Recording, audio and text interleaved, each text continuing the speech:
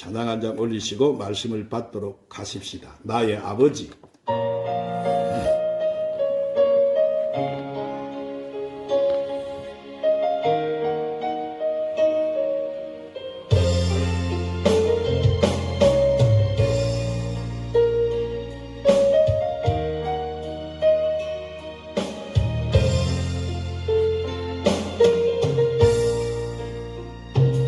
아버지 불러만 봐도 그 사랑에 눈물 나요. 나 같은 죄인을 사랑하신 아버지 온종일 울어봐도 감당할 수 없는 그 사랑, 그 크신 사랑을 어찌 말로 표현하리. 아버지, 아버지, 내 영혼 깊은 곳에서 불러보는 내 아버지, 나의 아버지. 이 생명 다하는 그날까지 지키시고 인도하신 참 좋으신 나의 아버지, 생각만 해도 은혜에 감사해요. 날 위해 십자가 대신 지신 그 사랑. 아버지 그 사랑이 강물처럼 흘러넘쳐요. 그 크신 사랑을 어찌 말로 표현하리. 아버지, 아버지, 간절히 두 손을 잡아 불러보는 내 아버지, 나의 아버지. 이 생명 다하는 그날까지 동행하며 인도하신 신실하신 나의 아버지.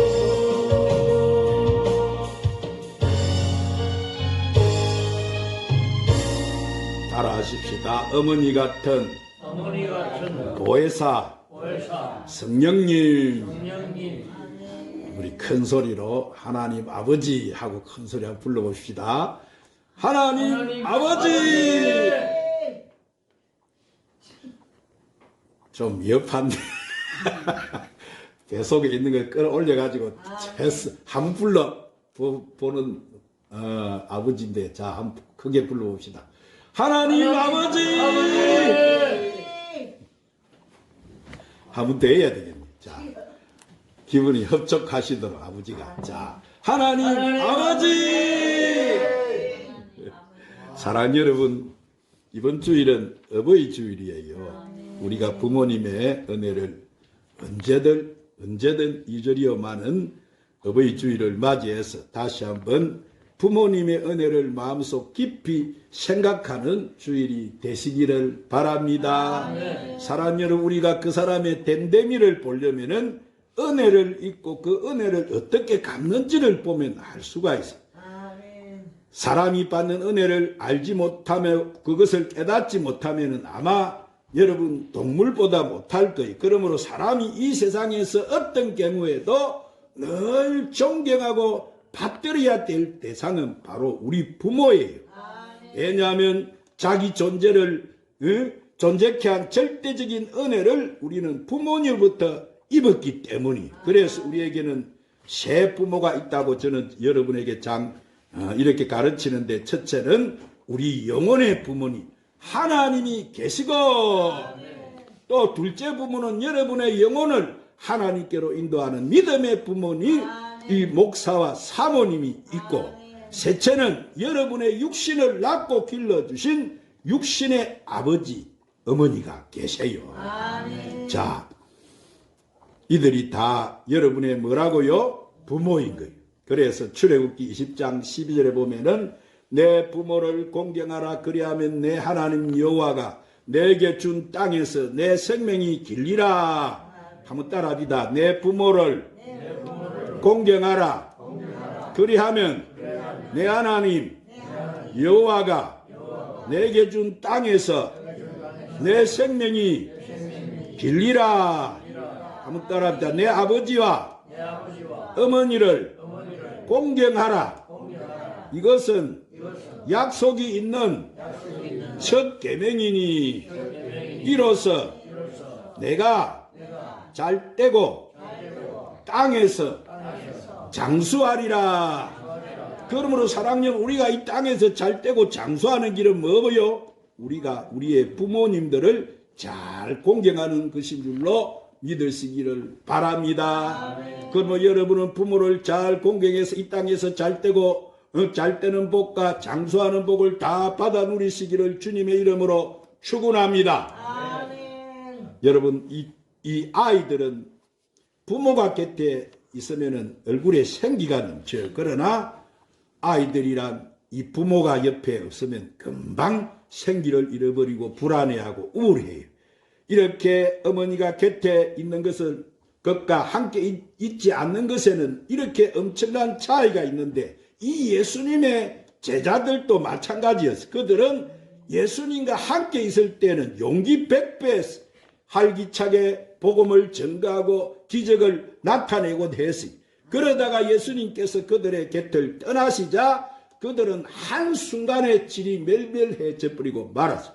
이것은 무엇을 의미합니까? 피조물인 인간은 한계가 있는 존재고, 이런 인간의 연약함을 창조주께서 도와주셔야만 된다는 사실을 말씀해 주고 있는 거예요.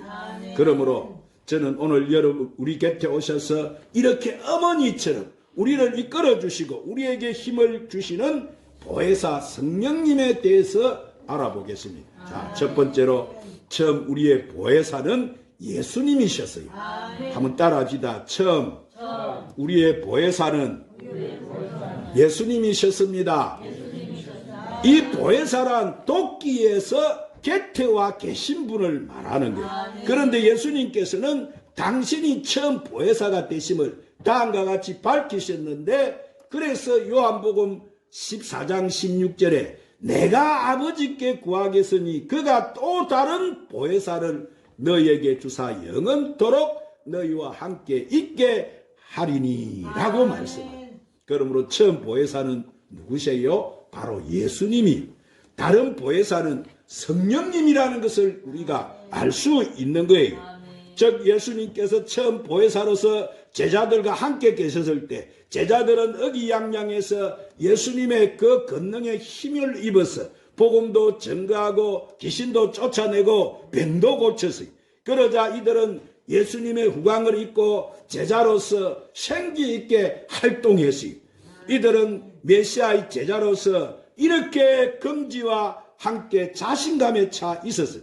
그래서 이들은 이제 곧 이 로마의 식민지로 있던 이스라엘이 독립이 되고 예수님이 왕이 되시면 한자리 하겠지, 그렇게 생각했을지도 모릅니다. 그런데 자, 예수님의 사역이 절정에 이르므로 넣다듯이 예수님께서는 이들에게 이런 말을 하세요. 이별을 고하셨어요. 그러자 제자들은 큰 충격을 받고 말합니다. 그들은 절망을 느끼고 있다가 예수님이 대제사장들에 의해서 체포를 당하시자, 이런 상황이 벌어지자 그들은 홍비백산에서 예수님을 혼자 두고 모두 도망을 쳐버리고 말합니다. 결국 예수님께서 자신이 말씀하신 대로 이렇게 십자가에 못이 박혀 죽으시고 3일 후에 다시 살아나셨어요. 그리고 40일 동안 갈팡질팡하는 제자들 가운데 다시 나타나셨어요. 그래 나타나셔서 말씀하신 대로 그분은 구름을 타시고 하늘로 승천하셨어요. 그동안 예수님께서 제자들에게 사도행전 1장 4절 5절에 뭐라고 하셨어요? 너희들이 예루살렘을 떠나지 말고 내게 들은 바 아버지께서 약속하신 것을 기다리라. 요한은 물로 세례를 베풀었으나 너희는 몇 날이 못되어서 성령으로 세례를 받으리라. 무엇으로 세례를 받으리라? 그러나 예수님 성천 후 제자들은 다시 한번 그들은 무력함과 절감을 체험했어요. 그들은 자신의 힘으로 예수님의 증인이 될 수 없다는 것을 뼈저리게 느꼈어요. 그 때문에 그들은 이렇게 예수님이 약속하신 그 말씀을 붙들고 간절하게 그들은 기도에 힘쓸 수밖에 없었어요. 그들은 마가다락방에 모여서 자신들의 무력함을 철저히 고백하면서 기도하고 약속하신 성령을 기다렸던 거예요. 자, 두 번째로 다른 보혜사는 아들의 영이세요. 한번 따라합니다. 다른 보혜사는 아들의 영이십니다. 그래서 처음 보혜사 예수님은 이 다른 보혜사를 주시겠다고 하시면서 요한복음 14장 18절 20절에 내가 너희를 그와 같이 버려두지 아니하고 너희에게로 오리라. 조금 있으면 세상은 나를 다시 보지 못할 것이로되 너희는 나를 보리니 이는 내가 살아있고 너희도 살아있겠음이라. 그날에 내가 아버지 안에 너희가 내 안에 내가 너희 안에 있는 것을 너희가 알리라 그러셨어요. 여기서 예수님은 뭐예요? 성령님을 다른 보혜사 이렇게 말씀하십니다. 다른 보혜사란 뭐예요? 헬라로는 알로스 파라클로토스라고 하는데 이 알로스라는 말은 종류와 성질이 똑같다는 것을 뜻하는 거예요. 그러므로 성령님과 예수님은 똑같은 하나님이세요. 할렐루야. 똑같은 능력과 근세를 가지신 분이에요. 그래서 예수님께서는 요한복음 16장 7절에서 그러나 내가 너희에게 실상을 말하노니 내가 떠나가는 것이 너희에게 유익이라. 내가 떠나가지 아니하면 보혜사가 너희에게로 오시지 아니할 것이요 가면 내가 그를 너희에게로 보내리니 그러셔서 그러므로 처음 보혜사 예수님은 왜요? 육으로 이 세상에 오셨기 때문에 이 부활 성천하시면서 제자들과 이별할 수밖에 없으나 다른 보혜사 성령께서는 이제 영으로 오시기 때문에 우리를 위해서 영원한 보혜사가 되어 주신다는 말씀인 거예요. 할렐루야. 이런 뜻에서 예수님께서는 요한복음 14장 16절 17절에 내가 아버지께 구하겠으니 그가 또 다른 보혜사를 너희에게 주사 영원토록 너희와 함께 있게 하리니 그는 진리의 영이라. 세상은 능히 그를 받지 못하나니 이는 그를 보지도 못하고 알지도 못함이라. 그러나 너희는 그를 아나니 그는 너희와 함께 거하심이요 또 너희 속에 계시겠음이니라. 할렐루야. 그러므로 여러분 예수님과 성령님은 같은 분이심을 믿으시기를 바랍니다. 인간은 2000년 전 처음 보혜사를 같은 시대에 이렇게 체험할 수가 없지만 이 다른 보혜사 대신 성령은 우리가 언제나 여러분 만나고 체험할 수가 있는 거예요. 역사 속에 예수님은 30여 년 후에 제자들은 큰 절망을 가지고 두려워할 수밖에 없었습니다. 그러나 이 다른 보혜사 성령은 예수님과 똑같은 능력을 가지고 우리와 영원토록 동행해 주시고 우리를 오늘 또 도우시는 영이신 거예요. 이 때문에 예수님께서 성천하시고 대신 성령께서 이 세상에 강림하신 사실이 얼마나 우리에게 여러분 유익이 되는지 몰라요. 예수님께서는 이런 연유로 요한복음 14장 12절에 내가 진실로 진실로 너에게 이르노니 나를 믿는 자는 내가 하는 일도 그도 할 것이요 또한 그보다 큰 일도 하리니 이는 내가 아버지께로 감이라. 그러므로 사랑하는 우리 이 시간에도 성령께서 우리와 함께 계심을 믿으시기 바랍니다. 우리가 2000년 전에 회개해서 예수님을 우리가 만날 수 없지만 온 우주에 충만하신 이 성령님을 만나서 모든 연약함에서 우리는 도움을 받을 수가 있는 거예요. 이러므로 우리는 추워도 동요되지 않고 하나님의 이대한 백성으로서 우리는 믿음을 굳게 지킬 수가 있는 것입니다. 그럼 여러분, 우리는 영적 고아가 아니에요. 성령님께서는 전지전능 무소부지하신 그 능력으로 오늘도 우리를 굳건하게 붙들고 계시는 거예요. 우리는 과거 제자들이 그랬듯이 뿔뿔이 흩어져 절망할 필요가 없습니다. 왜냐하면 우리가 성령님의 도움을 받아서 우리는 능력 있는 삶을 살 수가 있기 때문인 거예요. 세 번째로 오순절 강림과 오순절 성도입니다. 따라합시다. 오순절 강림과 오순절 성도입니다. 그래서 예수님은 성천 후에 제자들은 이 망하 요한의 다락방에 모여서 열흘 동안 예수님이 보내실 것이라고 약속하신 그 성령을 기다렸어요. 그들은 기도에 힘썼습니다. 그러자 오순절날이 이름에 갑자기 하늘에서 급하고 강한 바람 같은 소리가 온 집에 울리고 불의 혀같이 갈라지는 것이 각 사람의 머리에 임하더니 모든 사람이 다 성령의 충만함을 받고 성령의 말하게 하심을 따라서 다른 방언으로 말하기를 시작을 했어요. 그러자 이 성령의 역사는 제자들의 생을 한순간에 여러분 변화시켜버리고 말았어요. 마치 부모를 찾고 나서 생기가 발랄해진 고아처럼 그들은 이 성령 강림을 체험한 후에 이제 불안과 공포와 이 무능력과 절망과 이 참혹함을 떨쳐내고 생명과 소망과 기쁨과 담대함과 용기와 믿음을 그들이 갖게 되진 거예요. 갑자기 그들의 얼굴은 빛이 났습니다. 그들은 더 이상 열등 의식에 눌려있지 않았어요. 그렇게 예수님을 3번이나 부인하던 베드로가 보십시오.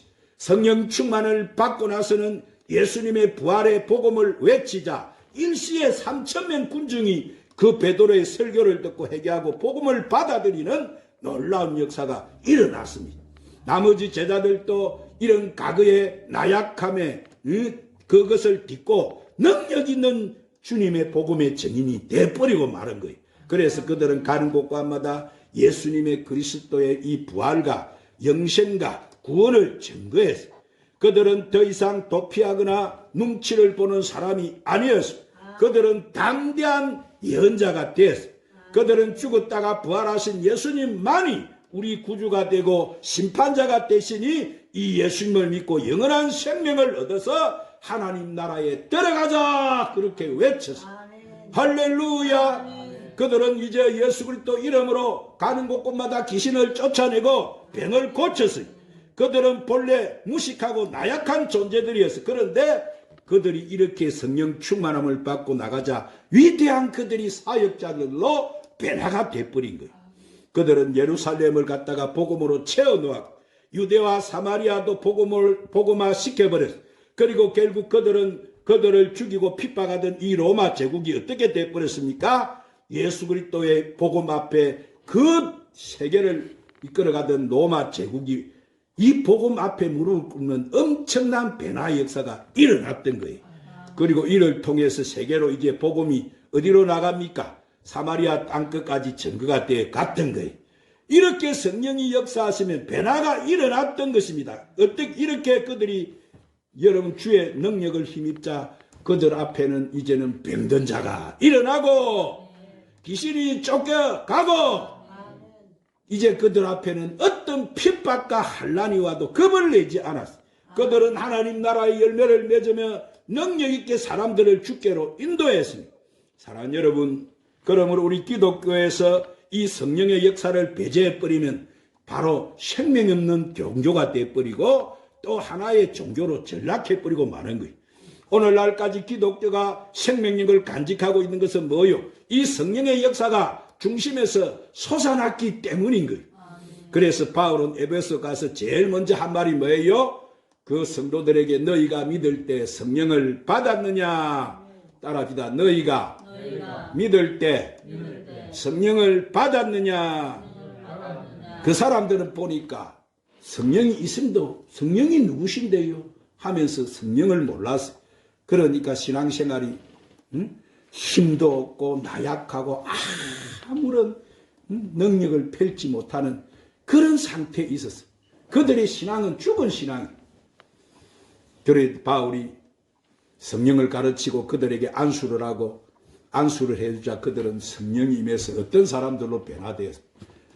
그 아시아를 확 뒤집어 엎는 사람들로 변화가 다 돼버리고 그 12명이 할렐루야. 그 소수의 무리들이 성령을 받으니까 세상을 뒤집어 엎어버린 거예요. 할렐루야. 그래서 이 성령의 역사가 어디로 갔습니까? 복음의 불길이 얼마나 일어나서 소아시아 전체에 영향을 미치게 되었던 이렇게 성령의 역사에 뿌리면 생명의 불길이 확산되는 거예요. 여러분 성령의 역사는 오늘도 변함이 없습니다. 그런데 이 성령님께서는 인격적인 분이시기 때문에 성도가 성령님을 인정해야 돼요. 왜 해야 돼요? 그리고 한영에 드리고 늘 모셔드려야 돼요. 그리고 그분을 의지하지 않으면 나에게서 능력이 나타나지 않는 거예요. 그러나 성도가 성령을 전적으로 의지하고 신앙생활을 하면은 오늘 또 이대한 능력을 내가 나타낼 수 있고 우리는 담대하게 복음을 증거할 수가 있는 것입니다. 그러면 여러분은 늘 성령님을 인정하고 환영하고 모셔드리고 그분을 의지하고 사시기를 바랍니다. 그리고 늘 말씀을 읽고 기도해서 거룩한 신앙을 추구하고 오직 성령님과 동행하는 생활을 하시기를 바랍니다. 그럴 때만이 이 혼잡스럽고 이 악한 시대에 분명한 우리는 가치관, 권능 있는 신앙을 가지고 우리는 이웃을 변화시키며 살아갈 수가 있을 거예요. 이제 제가 말씀을 맺겠습니다. 여러분 우리가 분명히 알아야 되는 것은 이 교회 생존이나 개인의 신앙 성장은 어에 달려 있는 거예요. 성령님의 영향권 안에 있는 거예요. 말세가 되니까 얼마나 우리를 도전해 옵니까? 이 제유혹과 이 사탄의 방해가 얼마나 극심합니까? 이런 때 우리가 이 모든 폭풍우를 이기고 예수님의 재림을 성공적으로 우리가 맞이하려면 오직 성령으로 충만해 있어야 되는 거예요. 할렐루야. 그러므로 여러분은 늘 깨어서 기도함으로 성령으로 충만해서 권능 있는 정인 성숙하는 신앙이 다 되어서 이 마지막 시대 주의 뜻을 잘 이루가는 저와 여러분이 되시기를 주님의 이름으로 축원합니다. 기도하십시오. 사랑하는 주님, 우리가 주님 말씀에 순종하고 성령으로 충만받아서 이 보혜사 성령님과 늘 동행해서 이 제약된 세상을 싸워서 성리게 하옵시고 우리가 주님 아들 신부단장 잘하게 하시며 오늘 주시는 말씀의 축복을 다 받아 누리는 저희들이 되게 하여 주시옵소서. 예수님의 이름으로 기도드리옵나이다. 마지막 날에 찬양 부르시고 오늘 말씀 붙들고 간절히 한번 기도하십시다.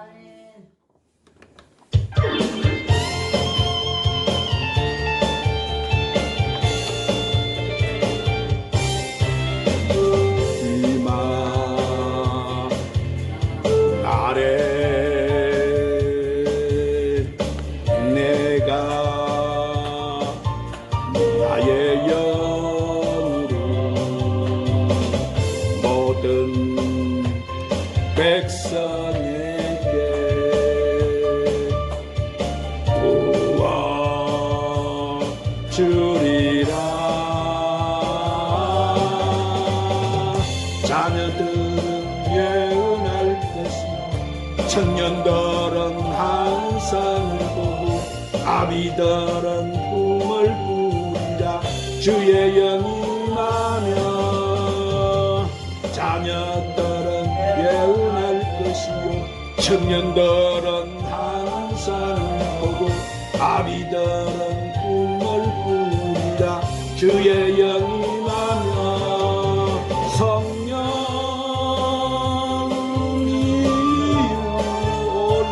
마사야 마카야 마산다라바 산다라바 소수 성령이여 올라야 마산다라 주님 강력하게 이 시간 주세요.